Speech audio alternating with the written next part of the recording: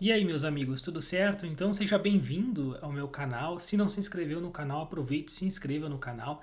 E aí você vai ser notificado toda vez que eu postar algum vídeo aqui. Eu estou dando continuidade ao projeto que é de comentar informativos do STJ e do Supremo Tribunal Federal. Trata-se de algo muito relevante para quem está se preparando para concurso de carreira jurídica. Você precisa conhecer a jurisprudência do STJ, precisa conhecer a jurisprudência do Supremo, e o meu objetivo é facilitar a vida de vocês, tentar didaticamente explicar para vocês o conteúdo dos julgados que foram proferidos no Supremo Tribunal Federal e no Superior Tribunal de Justiça. E no vídeo de hoje eu vou comentar o último informativo do STJ, que foi o informativo de número 736, foi divulgado agora, dia 16 de maio. É um informativo que trouxe vários julgados relevantes para quem está se preparando para concurso. Então é um informativo importante que você vai precisar saber. E eu separei os principais julgados e vou comentá-los junto com vocês. Vou explicar para vocês o que o STJ decidiu, afinal de contas, com o objetivo de ajudá-los na fixação e memorização do conteúdo, certo? Então deixa eu pegar aqui minha colinha, meu iPad, para a gente começar a conversa, nossa conversa do vídeo de hoje.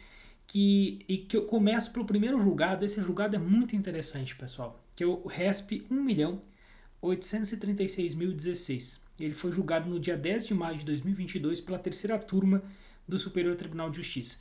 Ele é um julgado muito importante, não só pela conclusão do julgado, a conclusão do julgado é interessante, mas mais do que isso, pelo voto da ministra, voto prevalecente da ministra Nancy Andrighi. O voto dela, ela não era a relatora originária do processo, mas ela proferiu o voto vencedor. O voto dela é muito interessante, é uma aula sobre vários conceitos de direito civil.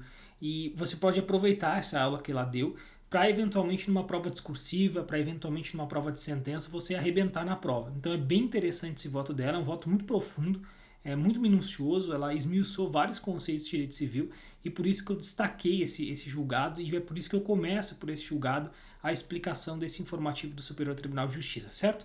Então já disse o número do julgado, 1.836.016, terceira turma do STJ. Basicamente, o que esse julgado tinha que responder? Esse julgado ele tinha que responder qual o termo inicial de contagem do prazo prescricional em ações por danos morais. Quer dizer, em qual momento, a partir de quando a gente deve contar o início do prazo prescricional numa ação de indenização por danos morais. Quando que começa a contar o prazo prescricional? Quando há o cometimento de um ato ilícito que seja danos morais em favor de alguém. O prazo inicial da prescrição é quando, afinal de contas? Aí o voto estabeleceu algumas premissas para responder essa pergunta, e são essas premissas que tornam esse voto bem interessante. A primeira delas, a primeira premissa que foi utilizada pela ministra Nancy Andrighi para responder essa pergunta, a pergunta que eu acabei de dizer, qual o termo inicial de contagem do prazo prescricional em uma ação por danos morais, a primeira premissa da ministra foi distinguir direito subjetivo e pretensão. Então ela fez essa distinção entre direito subjetivo e pretensão. Ela fez essa diferenciação entre esses dois conceitos. Uma coisa é o direito subjetivo, outra coisa é a pretensão. Para a ministra Nancy Andrighi, ela adotou a teoria segundo a qual o direito subjetivo é um direito que alguém tem contra outrem. Então é um direito que alguém tem contra outrem. Só que para a ministra Nancy Andrighi há uma diferença entre direito subjetivo e pretensão. Por quê? Porque a pretensão ela é algo mais do que o direito subjetivo. Quer dizer, segundo a ministra Nancy Andrighi, é possível que você tenha um direito subjetivo sem ter necessariamente uma pretensão. A pretensão ela vai ocorrer, ela vai existir quando esse direito subjetivo for exercitável. E aí ela cita como exemplo, e esse exemplo elucida a diferenciação desses dois conceitos, de um direito que está submetido a uma condição, um termo. Então, por exemplo, você emprestou 100 mil para alguém.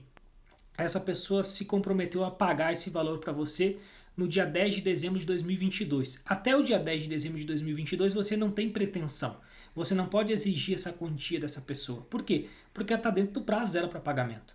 Então, se não tem pretensão, você tem direito subjetivo, mas você não tem pretensão, porque esse negócio jurídico está condicionado, está submetido a um termo. Então, essa é a diferenciação que a ministra Nancy Andrighi fez. Ela distinguiu direito subjetivo de pretensão. O direito subjetivo é um direito que alguém tem com relação a outrem, e que tem como objeto uma prestação. Então é um vínculo jurídico existente entre um credor e um devedor e que tem como objeto uma pretensão. Que tem como objeto, aliás, uma prestação. A pretensão é algo mais do que o direito subjetivo. Ela é o direito subjetivo, mas acrescido de um predicativo, acrescido de uma qualificação, que é justamente o direito de se exigir esse direito subjetivo. Quer dizer, A pretensão é o direito subjetivo que se tornou exigível. Essa é a diferença entre direito subjetivo e pretensão. E aí eu até leio, para facilitar, um trecho desse julgado bem interessante que explica exatamente isso, abre aspas. A pretensão seria algo a mais do que o direito subjetivo, que é a categoria eficacial de cunho estático. Quem tem em mãos um direito subjetivo é titular de uma situação jurídica ativa que é estática, por estar destituída, ainda que em princípio, de um poder de exigibilidade, de uma possibilidade de atuação sobre a esfera jurídica alheia para exigir um cumprimento. Então, a pretensão é quando esse direito subjetivo se torna exigível, essa diferenciação entre direito subjetivo e pretensão. Essa é a primeira premissa, então, da ministra Nancy Andrighi, distinguir pretensão e direito subjetivo. Aí ela responde o seguinte, bom, feita essa diferenciação, a ministra disse que a prescrição ela começa a ocorrer quando existe a pretensão. Quer dizer, a prescrição não começa a ocorrer quando há o direito subjetivo, quando há o nascimento do direito subjetivo. Ela começa a ocorrer quando há pretensão. Por quê? Porque antes da pretensão não existe inércia do credor. O credor não está inerte. Então imagine o exemplo que eu acabei de mencionar para vocês, né? Você emprestou 100 mil reais para alguém, essa pessoa se comprometeu a devolver esse dinheiro para você no dia 10 de dezembro de 2022. Até que esse prazo seja esgotado, até que esse prazo seja expirado, até o dia 11 de dezembro, que é quando aquele prazo terminou, você não tem pretensão.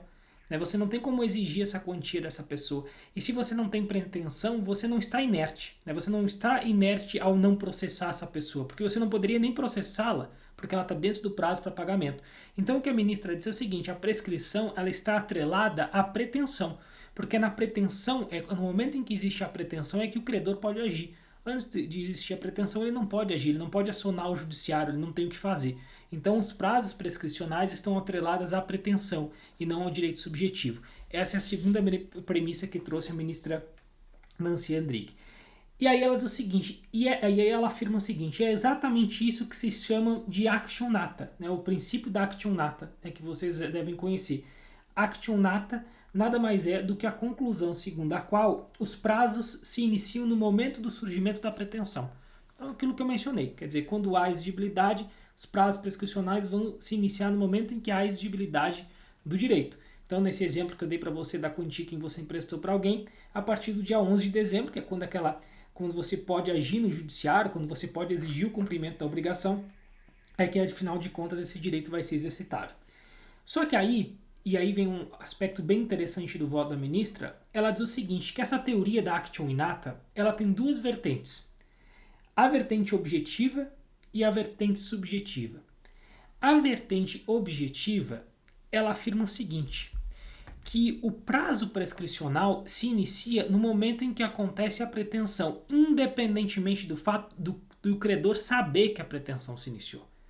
Quer dizer, para a teoria objetiva da action inata, a prescrição está atrelada à pretensão, ou seja, o termo inicial da prescrição é o dia a partir do qual o credor pode agir, pode exigir esse direito.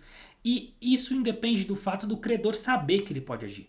Ou seja, para a teoria objetiva, pouco importa se o credor sabe ou não que ele pode agir. A partir do momento em que há a ocorrência da pretensão, a partir do momento em que ele tem o direito de exigir aquela quantia, que ele tem direito de exigir aquela prestação, o prazo prescricional começa a contar. Não é necessário que ele saiba que aquela pretensão existe, basta que ela exista de fato. E aí há também um trecho do julgado bem interessante que explica isso. Abre aspas.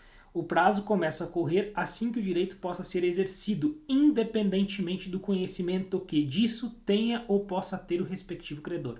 Ou seja, de novo, o prazo começa a ocorrer assim que o direito possa ser exercido e independentemente do conhecimento que possa ter o respectivo credor. Ele inicia a partir do momento da prescrição, a partir do momento da pretensão, independentemente do credor saber ou não disso.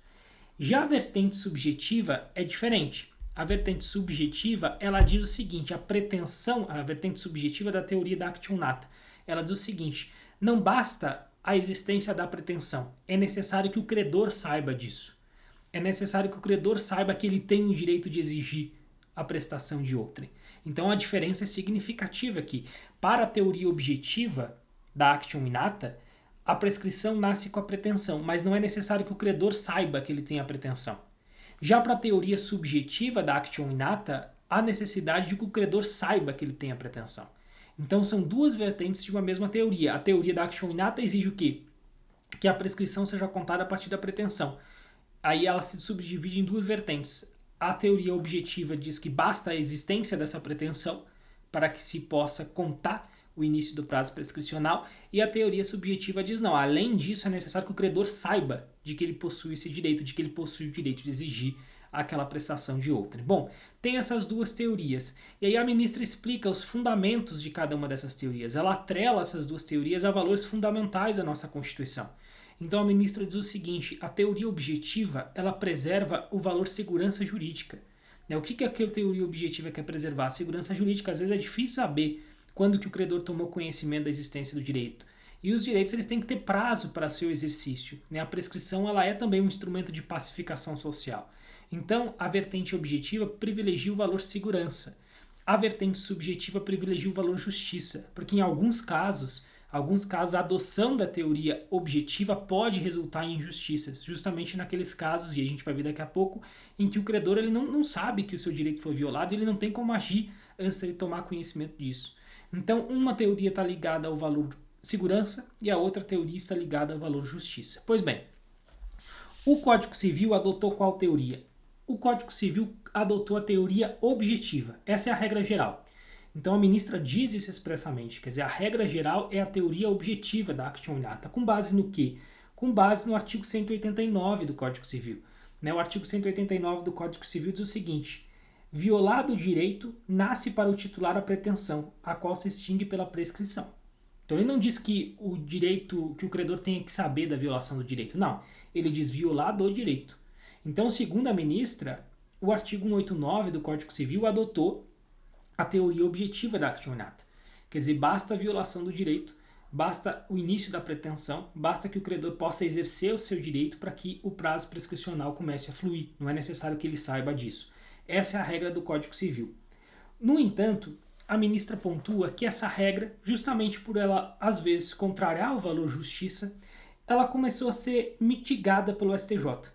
O STJ mitigou a teoria objetiva. Apesar da existência do artigo 189 do Código Civil, há vários julgados ao longo do tempo que mitigaram essa teoria objetiva e que adotaram a teoria subjetiva.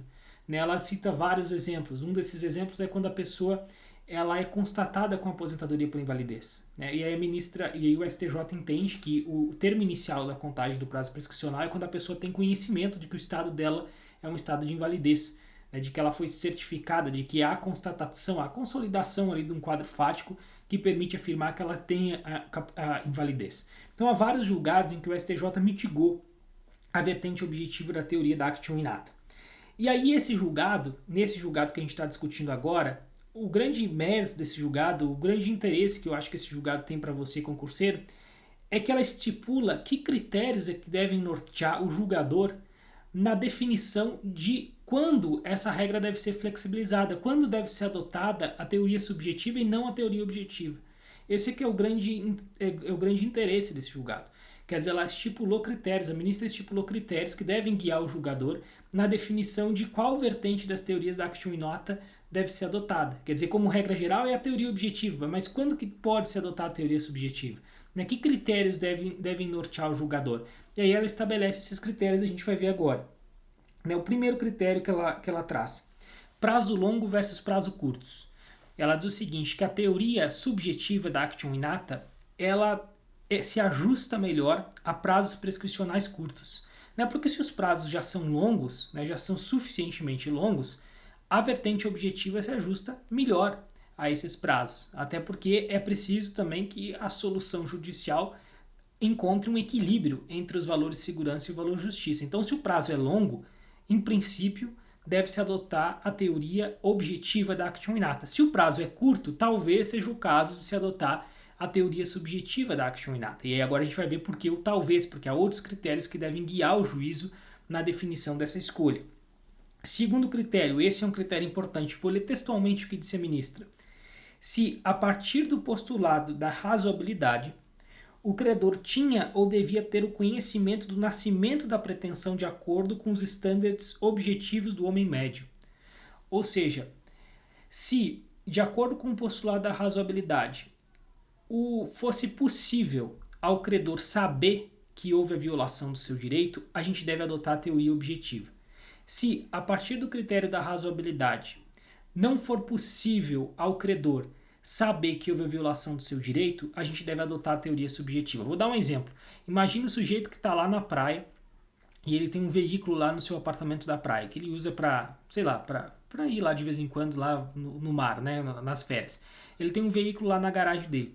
Alguém pegou e destruiu esse veículo. Houve uma violação ali à propriedade dele. Alguém destruiu o veículo que ele tinha na casa da praia. Essa pessoa, no entanto, vamos supor que esse veículo foi destruído em 2018 e essa pessoa só soube que esse veículo foi destruído em 2021, porque ela nunca mais foi lá na casa da praia. Aí em 2021 ela soube que o veículo foi destruído e descobriu quem foi o cara lá. 2021 ainda está dentro do prazo, sei lá, bota mais pra frente lá. Vai saber em 2026, 2027, enfim. Só foi descobrir nesse período quem foi o cara lá que destruiu o veículo dele. Aí a discussão é a seguinte: quando que deve começar a contar o prazo prescricional? Na data em que houve a destruição do veículo ou na data que o credor soube que o veículo foi destruído? Aqui me parece, e aí eu que estou dizendo, não foi a ministra que disse, mas de acordo com esse critério que ela trouxe do homem médio, da razoabilidade, me parece que aqui a gente deveria adotar a teoria objetiva da Action Inata e não a teoria subjetiva. Porque veja, a pessoa tem que zelar pelo patrimônio dela. Né? Como é que ela deixa um carro, né, na praia durante 4 anos e não pergunta para ninguém como é que está a situação do carro, não pergunta para ninguém como é que está a situação da casa? Quer dizer, será que ninguém vai limpar a casa para ela? Será que ninguém vai lá ver como é que tá as coisas, como é que estão as coisas? Então não é razoável nesse caso que a pessoa tenha ficado tanto tempo distante daquele imóvel em princípio, de modo a justificar a afirmação de que se aplica a teoria subjetiva. Então, nesse caso, não seria razoável supor que ele ficou 4 anos sem saber que houve a danificação ao veículo dele. Entende? Então, nesse caso, deveria se aplicar a teoria objetiva da Action Inata. Essa é a conclusão que eu estou chegando, não que a ministra chegou. Ela simplesmente estabeleceu o critério, ela não exemplificou eu que estou exemplificando. Mas eu trago esse exemplo para elucidar esse ponto e para mostrar também que são critérios flexíveis, né? São critérios que deixam uma margem de discussão, que eles guiam o intérprete, mas eles não esgotam o tema. É claro que no caso concreto sempre vão existir dúvidas, vão existir disputas sobre qual a melhor aplicação. Mas o segundo critério é esse, quer dizer, deve-se averiguar o seguinte: era possível ao credor saber que na data da violação, saber sobre a violação do seu direito? Se era possível ele saber sobre a violação do seu direito, deve-se aplicar a teoria objetiva. Não era possível saber. Não era possível saber da violação ao direito. Aí, como regra, deve-se aplicar a teoria subjetiva. Segundo critério. Então, primeiro critério: prazos mais curtos se ajustam melhor à teoria subjetiva, prazos mais longos se ajustam melhor à teoria objetiva. Esse é o primeiro critério. Segundo critério: tem como o credor saber que houve violação ao direito? Teoria objetiva. Não tem como o credor saber que houve violação ao direito? Teoria subjetiva. O terceiro critério é interessante também. Ela faz a distinção entre ilícito relativo e ilícito absoluto. Ela diz que nos ilícitos absolutos, a teoria subjetiva se amolda melhor, e nos ilícitos relativos a teoria a teoria objetiva se ajusta melhor. O que é um ilícito absoluto, para facilitar aqui o entendimento? Ilícito absoluto vamos começar com o ilícito relativo. O ilícito relativo é a responsabilidade contratual. Então, nos casos de responsabilidade contratual, a teoria objetiva se ajusta melhor, né? A teoria objetiva. Por que se ajusta melhor nesses casos? Por uma razão evidente, né, pessoal? Você fez um contrato com outrem, há uma relação, há sujeitos determinados nessa relação. Quer dizer, quando a responsabilidade ela é contratual, a gente tem a determinação dos sujeitos. Quer dizer, eu fiz um contrato com a Ana, eu fiz um contrato com a Maria, eu sei quem é o devedor. Eu sei qual é o objeto da prestação. Então, em ocorrendo a violação do direito, é mais fácil para eu identificar quem é o devedor. Então, nos ilícitos contratuais, é fácil de eu identificar que houve violação ao direito e é mais fácil de eu identificar quem é o responsável por essa violação ao direito, porque eu fiz um contrato com a pessoa. Então, você fez um empréstimo, você emprestou 100 mil para alguém, você sabe que aquela pessoa está te devendo, você sabe quem é que está te devendo. Por isso que nas responsabilidades contratuais, nos atos ilícitos que decorrem de responsabilidade contratual, a teoria objetiva se ajusta melhor. Já nos atos ilícitos absolutos e que ensejam, portanto, a responsabilidade extracontratual, a gente tem uma situação diferente. Aqui você não sabe quem é o devedor, quer dizer, há um dever, há um direito do sujeito de que outros respeitem a propriedade dele. Então há um direito, cujos sujeitos são indeterminados, de que se respeite a propriedade do fulano de tal. Aí houve uma danificação à propriedade dele, alguém destruiu a propriedade dele ou coisa do tipo, ou violou os direitos de personalidade dele.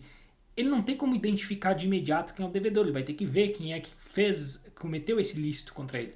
Então, aqui nessas hipóteses de responsabilidade extracontratual, como há a necessidade de identificação do devedor, e como às vezes até a violação mesmo do direito ela é mais difícil de ser identificada, nesses casos há um ajuste melhor à teoria subjetiva da action inata, certo? Então esse é o terceiro critério, quer dizer, ilícitos que decorrem de violação a contratos, eles se ajustam melhor à teoria objetiva da action inata. Ilícitos que decorrem de uma responsabilidade extracontratual se ajustam melhor à teoria subjetiva da action inata. Terceiro critério, portanto.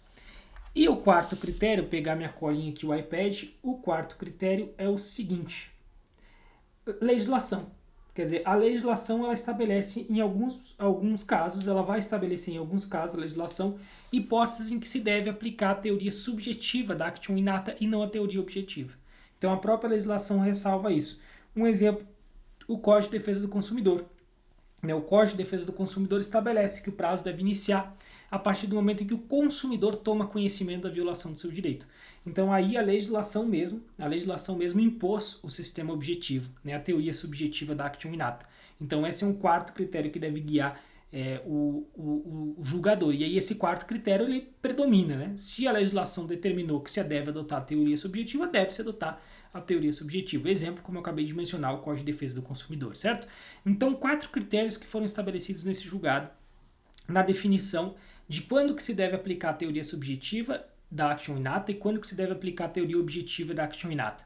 Primeiro critério que se deve adotar, prazos longos versus prazos curtos. Quando o prazo for longo, há, em princípio, a necessidade de aplicação da teoria objetiva. Quando o prazo for curto, talvez se ajuste melhor a hipótese, a teoria subjetiva da action inata. Segunda hipótese, deve-se considerar se era possível ao credor identificar a violação ao seu direito. Quer dizer, se era possível ao credor identificar a violação ao seu direito, em princípio se ajusta melhor a teoria objetiva da action inata. Se, ao contrário, não era possível ao credor identificar de imediato a violação ao seu direito, há a aplicação da teoria subjetiva da action inata. Terceiro critério, que foi trazido pelo STJ, ilícitos que decorram de violação do contrato. Como se identifica o devedor, como é mais fácil identificar a violação ao direito, em princípio, a gente deve adotar a teoria objetiva da action inata. Já os ilícitos extracontratuais, em que é mais difícil identificar o devedor, em que a própria violação do direito, ela às vezes depende de uma certa diligência para a sua identificação, nesses casos há um ajuste melhor à teoria subjetiva da action inata. Então são alguns critérios. E o quarto critério, disposição legal. Quer dizer, há casos em que o próprio legislador determinou a aplicação da teoria subjetiva, como é o caso do Código de Defesa do Consumidor, certo? No caso em discussão do STJ, o STJ fixou esses critérios e aí julgou o caso em discussão. O caso em discussão que foi julgado pelo STJ era o seguinte: foi alguém que foi contratado, na verdade não foi contratado, um deputado nomeou como funcionário fantasma um sujeito e esse sujeito se passou pelo nome de outro. Então, sei lá, o deputado chamou lá o fulano de tal, nomeou ele como funcionário fantasma, só que o fulano de tal disse que o nome dele era Ciclano. E aí nomeou o Ciclano, colocou como nomeado o Ciclano. Essa pessoa foi identificada como funcionário fantasma e teve várias dores de cabeça, em razão dessa circunstância. E aí a discussão era quando que começava, quando que se iniciava a contagem do prazo prescricional para que esse terceiro de boa-fé, que teve o seu nome utilizado indevidamente, pudesse manejar uma ação de indenização por danos morais contra os responsáveis por isso. E aí a ministra do STJ, nesse julgado, entendeu que era o caso de se aplicar a teoria subjetiva da action inata, ou seja, era o caso de se entender que o prazo se iniciava a partir do momento em que essa pessoa teve o conhecimento da violação do seu direito. Por quê? Em primeiro lugar, prazo curto, o prazo de indenização por danos morais, prazo trienal, prazo curto, esse é o primeiro motivo. Segundo, não tinha como ele saber, que houve a violação a esse direito. Como é que ele ia saber, como é que você vai saber que alguém está usando seu nome indevidamente, lá num outro estado da federação? É impossível, se alguém utilizar nosso nome indevidamente e nomear alguns de nós como funcionário fantasma, sem estourar tudo isso, sem dar problema, dor de cabeça, você não vai saber que isso aconteceu. Ninguém fica consultando o diário oficial toda hora. Então não tinha como se exigir dele que soubesse que alguém o nomeou ou que alguém nomeou o nome dele como funcionário fantasma, indevidamente, porque não tem como saber. Então, esse é o segundo critério que, no caso, verificava-se presente. E o terceiro era o ilícito absoluto, né? Não era um ilícito que decorria de um ato de responsabilidade contratual, ele não fez contrato com ninguém, era um ilícito que decorria de uma responsabilidade extracontratual. Então, nesse caso, a ministra, com base nesses parâmetros, ela fixou que deveria se aplicar o princípio da actio innata, certo? Então, basicamente foi isso que o STJ disse. Vou ler para vocês a conclusão do julgado, né? Uma síntese do julgado que consta lá do informativo, e aí depois a gente passa para o próximo julgado. Diz o seguinte, então, o STJ, né, nessa terceira turma. São critérios que indicam a tendência de adoção excepcional, então olha só, tendência de adoção excepcional do viés subjetivo da teoria da actio innata. A. Submissão da pretensão a prazo prescricional curto. B. Constatação na hipótese concreta de que o credor tinha ou deveria ter ciência do nascimento da pretensão, o que deve ser apurado a partir da boa-fé objetiva e de estándares de atuação do homem médio. C. O fato de se estar diante de responsabilidade civil por ato ilícito absoluto. E quarto, D. A expressa previsão legal a impor a aplicação da teoria subjetiva da actio innata, certo? Então, eis aí esse julgado bem importante, principalmente para quem está se preparando para concurso de carreira jurídica. Numa segunda fase, você pode explorar esse julgado bastante, né? Vai fazer uma sentença de responsabilidade civil, vai responder uma questão dissertativa. Esse voto dela, esse julgado, traz uma aula sobre vários institutos, sobre vários aspectos que envolvem aí a contagem de prazo prescricional, certo? Então, esse é o julgado que eu reputei mais importante, não tanto pela conclusão do julgado, mas pela fundamentação do julgado, que, como eu disse, foi uma aula que foi dada pela ministra que foi vencedora, né, que proferiu o voto vencedor. Dito isso, a gente passa para o segundo julgado, né, o segundo julgado do Superior Tribunal de Justiça que eu gostaria de conversar com vocês, que foi o RESP 1.918.287. Esse RESP é bem interessante também, e esse foi um repetitivo, né, que foi julgado pela terceira sessão do STJ. Então, como é um repetitivo, você tem que saber, é um julgado que você deve conhecer. E talvez a melhor forma de explicar esse julgado seja através de um exemplo. Então, eu vou criar aqui um exemplo hipotético, criei um exemplo hipotético para vocês, vou explicar esse exemplo e depois vou dizer o que o STJ entendeu. Vamos imaginar a seguinte situação. Vamos imaginar que o João ele foi condenado por furto, e o juiz converteu, né, a prisão dele em prestação de serviço à comunidade. Então foi condenado por furto e o juiz converteu a prisão dele em prestação de serviço. Ele está cumprindo pena, então, de prestação de serviço à comunidade. Aí o João depois, né, quando está cumprindo lá a pena de prestação de serviço e tal, ele foi condenado pelo crime de latrocínio. Só que o juiz que condenou ele pelo crime de latrocínio não suspendeu, não converteu a pena de prisão em prestação de serviço. E agora, o que acontece com aquela primeira pena de prestação de serviço à comunidade? O que acontece com ela? Artigo 44, parágrafo 5º do CPC, combinado com o artigo 181 da Lei de Execução Penal. O juiz da execução vai unificar a pena. O juiz da execução ele pode transformar aquela primeira condenação de prestação de serviço à comunidade numa condenação numa pena privativa de liberdade. Há essa possibilidade. Olha só o que diz o artigo 44. Sobrevindo condenação da pena privativa de liberdade por outro crime, o juiz da execução penal decidirá sobre a conversão, podendo deixar de aplicá-la se for possível. Pode deixar de aplicá-la. Nesse caso não é possível, ele vai ter que cumprir a pena de latrocínio mesmo, então o juiz vai converter aquela pena de prestação de serviço à comunidade numa pena de prisão, porque não vai ser possível cumprir a pena de prestação de serviço à comunidade. Então, nesse caso, veja, o João foi condenado inicialmente por uma pena que foi substituída por prestação de serviço, estava lá cumprindo a pena de prestação de serviço dele, só que depois veio uma outra condenação por um outro crime que lhe impôs uma pena privativa de liberdade. Nesse caso, o juiz constatou que não tinha como cumprir as duas e determinou, então, que o João fosse preso e que aquela pena de prestação de serviço fosse convertida na privativa de liberdade também. Então, ele vai ter que cumprir ali as penas privativas de liberdade. Essa é uma hipótese, se aplica o artigo 44 do Código Penal. Agora, vamos imaginar uma segunda hipótese, uma hipótese diferente. O João, ele está cumprindo pena privativa de liberdade. Ele está cumprindo pena privativa de liberdade no presídio, né, pela prática de um determinado delito. Aí, durante o curso do seu cumprimento da pena, ele foi condenado por um outro juiz, né, num outro processo, por um outro crime, por pena de prestação de serviço. Então, ele estava cumprindo pena privativa de liberdade, só que um outro juiz o condenou por um outro crime à prestação de serviço. E aí o juiz pode converter, nesse caso, a segundo crime em privativa de liberdade? O STJ entendeu que não. Né? O STJ entendeu que não, primeiro porque o artigo 44, parágrafo 5 e artigo 181 da Lei de Execução Penal, eles não prevêem essa possibilidade. Eles só prevêem a possibilidade inversa, a qual eu já expliquei para vocês. Mas não prevêem essa possibilidade de alguém que estava primeiro cumprindo pena a privativa de liberdade e depois foi condenado por restritiva de direito. Ele não prevê, ele prevê só a situação inversa. E segundo, porque em não existindo essa possibilidade, em não existindo essa previsão legal, a conversão dessa segunda pena em privativa de liberdade representaria uma ofensa à coisa julgada. Né? Porque se o juiz sabia que o cara estava preso, né? O juiz sabia que o João estava preso cumprindo pena. Se o juiz, sabendo que o cara estava preso, achou que era mais conveniente, achou que era adequado impor a ele uma pena de prestação de serviço, bom, ele assim o entendeu. Se o Ministério Público não concordasse, que recorresse da decisão, né? Que tivesse interposto recurso. Né? Mas o juiz decidiu, ele já estava sabendo disso e foi lá e decidiu e converteu a pena em prestação de serviço à comunidade.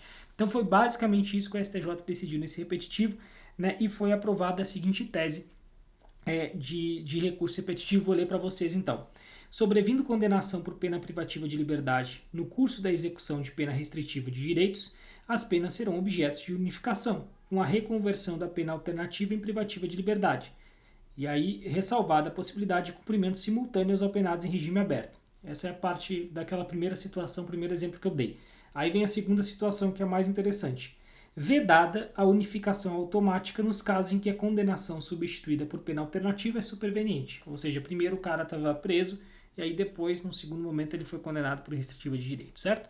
Então esse julgado interessante do STJ, RESP 1.918.287. O terceiro julgado é bem interessante para quem está se preparando para concurso da Magistratura Federal.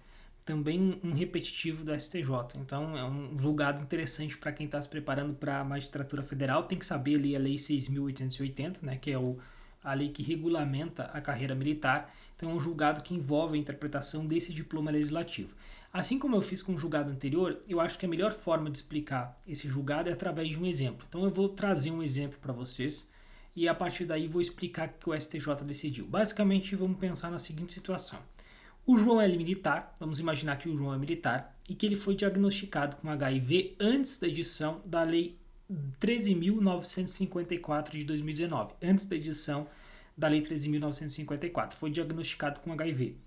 Aí a primeira pergunta, ele tem direito à reforma de ofício? Quer dizer, ele foi diagnosticado com HIV, será que isso garante o direito dele à reforma de ofício ou será que não? Primeira pergunta. Segunda pergunta, caso ele tenha direito à reforma de ofício, ele vai ter direito a ser reformado com o soldo do superior hierárquico imediatamente superior ou com o soldo do posto imediatamente superior na carreira militar? Então, duas perguntas aqui. Com relação à primeira pergunta, o STJ firmou o seguinte entendimento, já tinha o seguinte entendimento que foi reiterado agora aqui nesse julgado repetitivo, que antes da Lei 13.954 de 2019, e foi o caso do João, né, que ele adquiriu HIV antes dessa lei, que antes dessa lei havia sim a possibilidade de reforma de ofício quando constatada a presença quando constatado que o militar é portador de HIV. O STJ tem esse entendimento com base numa interpretação conjunta da Lei 6.880 com a Lei 7.670 de 88. Segundo o STJ, e aí esse ponto é importante, pouco importa que esse militar ele esteja assintomático. O STJ entende que, independentemente do fato de ele estar assintomático ou não, independentemente do fato de ele enfrentar uma situação, um quadro mais grave de saúde ou não, ele tem direito à reforma, ex officio, porque ele está incapaz, segundo o STJ, de exercer a atividade militar. E a lei assim o afirma. A Lei 6.880 afirma que se a pessoa ela estiver incapaz de exercer atividade militar, ela tem direito à reforma de ofício. Então, nesse caso, o STJ entende que mesmo assintomático, a pessoa que é portadora do HIV, ela está incapaz de exercer atividade militar, em razão dessa interpretação conjunta que o STJ faz com a Lei 7.670, e, portanto, ela tem direito à reforma de ofício. Essa é a primeira conclusão do julgado. Beleza. E ele vai ter direito a receber o soldo do posto imediatamente superior na carreira militar ou não? Aí a resposta depende. Por quê? Porque a Lei 6.880 ela diz o seguinte, ela faz a seguinte diferenciação. ela diferencia a pessoa que está incapaz de exercer atividade militar da pessoa que está incapaz de exercer qualquer atividade laborativa. Para a reforma de ofício, basta que a pessoa esteja incapaz de exercer alguma atividade da carreira militar. Basta que ela não possa exercer o serviço militar. Se ela não pode exercer o serviço militar, ela pode ser reformada de ofício. Agora, para ganhar o direito a um soldo do posto imediatamente superior na hierarquia militar, não basta que ela esteja incapaz para o serviço militar. A lei exige um plus. A lei exige que ela esteja incapaz para exercer qualquer atividade laborativa. Aí o STJ diz, bom, então a pessoa que foi reformada por HIV, ela só vai ter direito a um soldo superior, do posto superior na hierarquia militar, se além de incapaz para o exercício do trabalho militar, ela estiver incapaz também para exercer qualquer outra atividade laborativa. O que na prática pode ser muito difícil de verificar, porque na maior parte das vezes a pessoa vai ter um quadro de saúde estável, um quadro de saúde bastante positivo, não vai estar inválida para exercer qualquer outra atividade laborativa. Mas, caso tenha ficado incapaz de exercer qualquer outra atividade laborativa, ela vai ter direito então ao soldo superior, certo? Então essa é a diferenciação que o STJ faz. Quer dizer, antes da lei 13.954, portanto, a pessoa que é portadora do HIV, ela pode sim ser reformada de ofício, porque o STJ entende que, com base na interpretação da lei 6.880, com a lei 7.670, essa pessoa está incapaz de exercer atividade militar. Logo, pode ser reformada de ofício. Com relação ao direito dela de obter um soldo superior, de acordo com aquela pessoa com cargo que é imediatamente superior na carreira militar, só vai ter direito a isso, a esse soldo superior, se a pessoa, além de incapaz para o serviço militar, também estiver incapaz para exercer qualquer atividade laborativa. Essa foi a conclusão a que chegou o STJ. Beleza. Tudo bem, mas por que eu fiquei falando até a lei 13.954? Porque a lei 13.954 mudou o regramento. O que a Lei 13.954 fez? Ela diferenciou os militares temporários dos militares de carreira. Quer dizer, os militares de carreira, esses militares continuam tendo esse direito que eu acabei de mencionar para vocês. Então, aos militares de carreira se aplica tudo aquilo que eu acabei de falar para vocês, depois da Lei 13.954. Então, se tiver HIV, vai ser reformado de ofício, e se tiver impossibilidade de exercer qualquer atividade laborativa, vai receber o soldo superior, né, daquela pessoa hierarquicamente superior na carreira militar. Então, se aplica tudo aquilo que eu acabei de mencionar. No entanto, aos militares temporários, aí a situação mudou após a Lei 13.954. Por quê? Porque a lei disse que, nesse caso, aos militares temporários, somente é possível a reforma de ofício, se esses militares temporários estiverem incapacitados para o exercício de qualquer atividade laborativa. Então, somente vai ter direito o portador do HIV à reforma de ofício, se ele for militar temporário, se ele estiver incapacitado para exercer qualquer atividade laborativa, certo? Então, essa é a conclusão a que chegou o STJ. E agora eu vou ler para vocês a conclusão do julgado, que sintetiza tudo isso que eu falei para vocês, todo esse exemplo que eu trouxe para vocês, esses casos hipotéticos que eu trouxe para vocês, certo? Então vou ler aqui, prestem atenção, abre aspas. O militar de carreira ou temporário, este último antes da alteração promovida pela Lei 13.954, diagnosticado como portador do vírus HIV, tem direito à reforma de ofício por incapacidade definitiva para o serviço ativo das Forças Armadas, independentemente do grau de desenvolvimento da síndrome de imunodeficiência adquirida, porém sem remuneração calculada com base no soldo correspondente ao grau hierarquicamente superior ao que, e aqui eu tive um probleminha no meu iPad, mas basicamente o que diz é o seguinte, pessoal, que caiu fora a tese, mas depois vocês olham a tese, é o RESP 1.872.008, mas enfim, não vai ter direito ao posto imediatamente superior, salvo se ele estiver incapacitado, para além do serviço militar, ele estiver incapacitado também para exercer qualquer atividade laborativa, certo? Então, em síntese, é isso.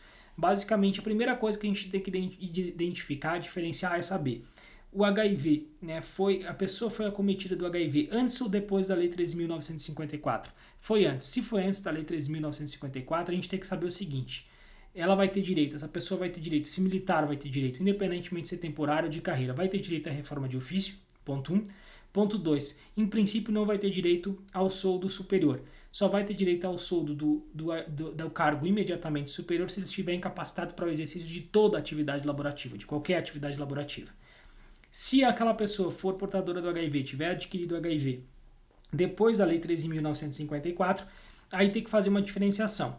Se é militar de carreira ou se é militar temporário. Se for militar de carreira, aplica tudo aquilo que eu falei antes. Então vai ter direito à reforma de ofício e só vai ter direito ao soldo superior se tiver incapacitado para qualquer atividade laborativa. Se for, no entanto, militar temporário, aí só vai ter direito à reforma de ofício se estiver incapacitado para o exercício de qualquer atividade laborativa. Senão, não vai ter direito à reforma de ofício, certo? Então, esse julgado é importante do STJ. O próximo julgado que eu gostaria de falar com vocês é o seguinte. Vamos ver aqui qual que é o próximo julgado. Esse aqui. RESP 1.913.638. Esse RESP é bem interessante, bem simples, né? É um RESP simples, mas foi um repetitivo do STJ, de fácil compreensão, mas que é importante que a gente saiba. Seguinte, basicamente, também vou explicar o julgado e depois eu leio para vocês a tese que foi aprovada nesse repetitivo. O artigo 37 da Constituição, ele exige que servidores sejam contratados por concurso público, né? Vocês sabem disso tanto quanto eu. Mas há algumas hipóteses em que se admite a contratação por tempo determinado de servidores públicos, né? A contratação por prazo determinado. Artigo 37 lá da Constituição, que diz o seguinte: a lei estabelecerá os casos de contratação por tempo determinado para atender a necessidade temporária, requisito 1, de especial interesse público, requisito 2. Então, há casos em que se admite a contratação de servidores temporários, né, dispensada ali a realização do concurso público, desde que haja necessidade temporária e que haja um especial interesse público. Vamos imaginar a seguinte situação, que uma lei municipal foi criada desprezando o artigo 37 da Constituição, que a lei municipal autorizou que o prefeito contratasse um monte de gente sem concurso público, como se fosse temporário, como se fosse um servidor temporário, como se aquelas situações se enquadrassem ali na hipótese constitucional, mas definitivamente não se enquadram. E aí a discussão é a seguinte: sem dúvida alguma, a contratação dessas pessoas é ilegal, essa lei é inconstitucional, a contratação é ilegal, etc. Mas a questão é a seguinte: esse prefeito ele pode responder por improbidade administrativa?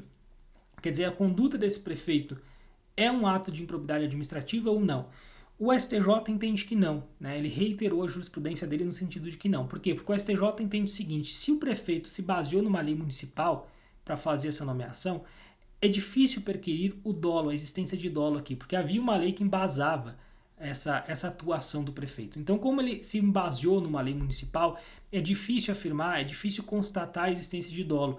Então, em razão da impossibilidade de se constatar a existência de dolo, o STJ entende que ele não deve responder por improbidade administrativa. Inclusive, o STJ menciona, esse entendimento já existia no STJ antes da edição da Lei 14.230, que alterou a lei de improbidade, e segundo o STJ, a superveniência dessa lei reiterou esse posicionamento. Quer dizer, a lei ela tornou trouxe a necessidade de que os atos sejam dolosos. Então, segundo o STJ, com a edição dessa lei, esse entendimento foi ainda reforçado, certo? Então, se o prefeito, como o prefeito se baseou numa lei municipal, ainda que inconstitucional, não há como imputar a ele uma conduta improba, na medida em que fica difícil constatar a existência de um ato de improbidade. E aí, o STJ aprovou a seguinte tese, vou ler para vocês. A contratação de servidores públicos temporários sem concurso público, mas baseada em legislação local, não configura improbidade administrativa, previsto no artigo 11 da Lei 8.492, por estar ausente o elemento subjetivo dolo necessário para a configuração do ato de improbidade violador dos princípios da administração pública, certo? Então, julgado do STJ. E o último julgado que eu gostaria de conversar com vocês foi um vídeo completo, né? A gente conversou bastante tempo, esse vídeo já está ficando longo, eu não sei quanto tempo tá, mas está longo. Esse último julgado é também interessante, tá? Vou explicar rapidamente esse julgado, mas é um julgado interessante. Foi num conflito de competência, número 185.983, julgado no dia 13 de maio de 2022 pela terceira sessão. Mais uma vez, acho que a melhor forma de explicar esse julgado é através de um exemplo, então vou trazer um exemplo aqui para vocês e depois comento o julgado. Vamos imaginar o seguinte, vamos imaginar que o João, que mora em São Paulo, ele ligou para Maria, que mora em Porto Alegre, e veio com aquele papinho que vocês já conhecem. Ah, senhora Maria, a senhora foi sorteada numa promoção aqui do banco tal, a senhora ganhou 30 mil reais, parabéns. Só que para a senhora resgatar esse prêmio, a senhora tem que me mandar um Pix de 500 reais. Aí a coitada da Dona Maria acreditou nessa conversa fiada e mandou os 500 reais lá para o João, né? A Maria, que mora em Porto Alegre, mandou os R$ 500 para o João, que mora em São Paulo. E o João sumiu, né? Ela não ganhou nada, era um fraudador, era um estelionatário. A Maria, coitada, não recebeu nada, ficou com prejuízo de R$ 500. Bom, quem que deve processar? Qual o juiz que deve processar esse crime, né? Qual o juiz que deve processar e julgar esse feito? O juiz que mora em São Paulo, na cidade em que o fraudador morava, em que o estelionatário morava, ou o juiz que atua em Porto Alegre, na cidade em que a vítima, né, se encontra residente, né, em que a vítima reside. Artigo 70, parágrafo 4º do Código Penal, ele resolve essa situação. Olha o que diz o artigo 70, parágrafo 4º. Nos crimes previstos no artigo 171 do Código Penal, quando praticados mediante depósito, mediante emissão de cheques sem provisão de fundos em poder do sacado ou com pagamento frustrado ou mediante transferência de valores, a competência será definida pelo local do domicílio da vítima. E em caso de pluralidade de vítimas, a competência firmar-se-á pela prevenção. Então está claro aqui que, né, quando o estelionato envolve transferência de valores, o juiz competente para processar o caso é o juiz da residência da vítima. Então, como a vítima, nesse exemplo, morava em Porto Alegre, é em Porto Alegre que o crime deve ser julgado, né? O juiz que deve processar o feito, julgar o feito, é o juiz que está lá em Porto Alegre, certo? Porque é um caso de estelionato que envolvia transferência de valores, que envolvia depósito, né? A Maria, coitada, ela depositou o dinheiro na conta do estelionatário. Beleza. Agora uma segunda hipótese, que era a hipótese que foi julgada pelo STJ. O estelionato ele não envolvia transferência de valores. Era um estelionatário que atuava, ele estabeleceu lá todo um modus operandi, em que ele recebia emissão, ele fazia com que empresas emitissem passagens aéreas para ele. Ele enganava as empresas de transporte aéreo e essas empresas emitiam passagens aéreas para ele. Então veja, não há transferência de valores, há emissão de passagens aéreas. E ele residia numa cidade e a empresa que emitia as passagens aéreas residia em outra cidade. Estava estabelecida em outra cidade. E agora, qual o juiz competente? Nesse caso, o STJ diz o seguinte, o parágrafo 4º não se aplica. O STJ disse. Por quê? Porque o parágrafo 4º, vou ler de novo, ele fala de emissão de cheques, depósitos, transferência de valores. Ele não fala de emissão de passagens aéreas. Então, o STJ diz que o artigo 70, parágrafo 4º, ele deve ser interpretado na sua literalidade. Tem que haver emissão de cheques, realização de depósito ou transferência de valores, senão ele não se aplica. Então, o STJ disse, não se aplica o parágrafo 4º. Então, qual que se aplica? Então, qual a regra que se aplica? O caput do artigo 70. E o caput do artigo 70 diz o seguinte, a competência será, de regra, determinada pelo lugar em que se consumar a infração.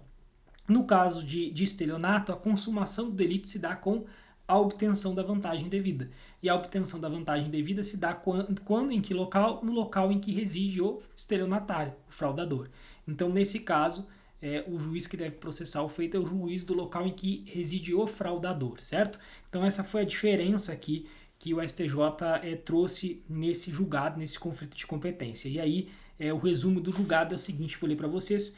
No crime de estelionato, não identificadas as hipóteses descritas no parágrafo 4º do artigo 70, a competência deve ser fixada no local onde o agente delituoso obteve, mediante fraude em benefício próprio de terceiros, os serviços custeados pela vítima, certo?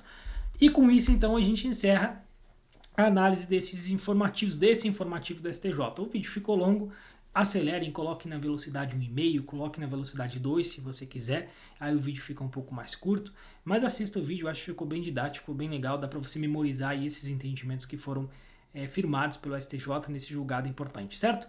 Se gostou do vídeo, curta o vídeo, comente o vídeo e se inscreva no canal para que você tenha acesso aí, sempre seja notificado quando um novo vídeo for postado aqui pelo canal, tá bom? Um grande abraço para vocês e até a próxima. Tchau, tchau.